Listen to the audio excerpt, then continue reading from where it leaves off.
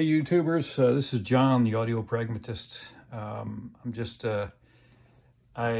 bought some components this week, and I got this deal on this beautiful Yamaha receiver here. It came with speakers.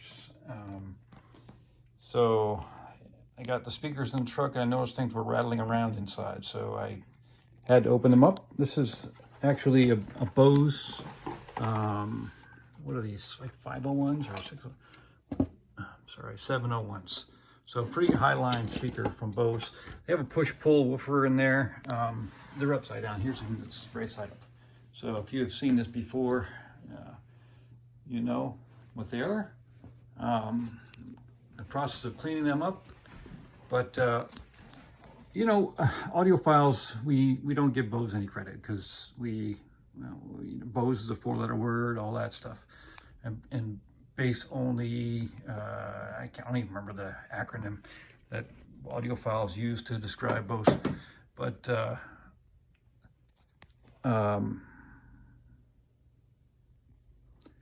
what I wanted to point out here is the crossover, although it's very simple crossovers are good, right? Because and I'll show you a picture of a Martin Logan electrostatic crossover, which is unbelievable.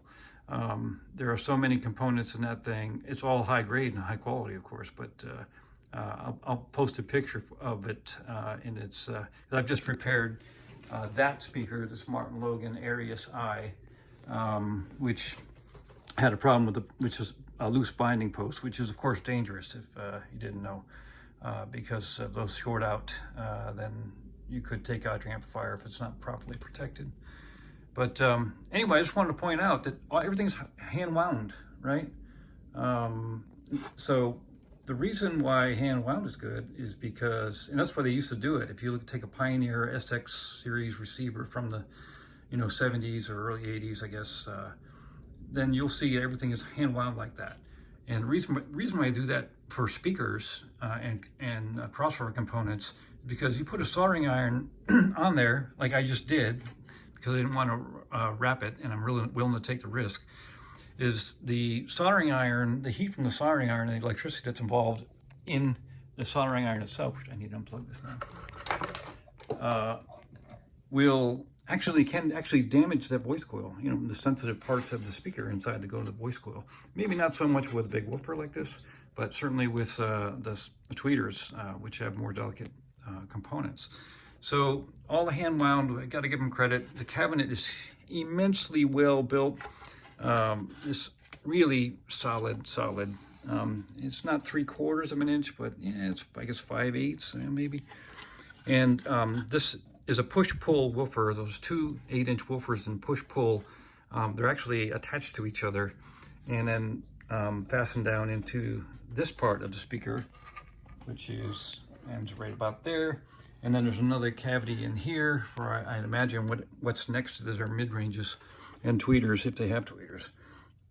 Bose is famous for using just a full range, kind of 4-inch. I have not listened to these yet. I plan to do that, but just wanted to point out how they're built. And I got to give them credit. They're made really solid. I mean, the cabinet is super solid. So with that, I'll put this to bed here, and I'm gonna put them back together now that, oh, what was wrong? So the reason why I had to take them apart was this, because this was rolling around inside. Apparently Junior had put it in the port.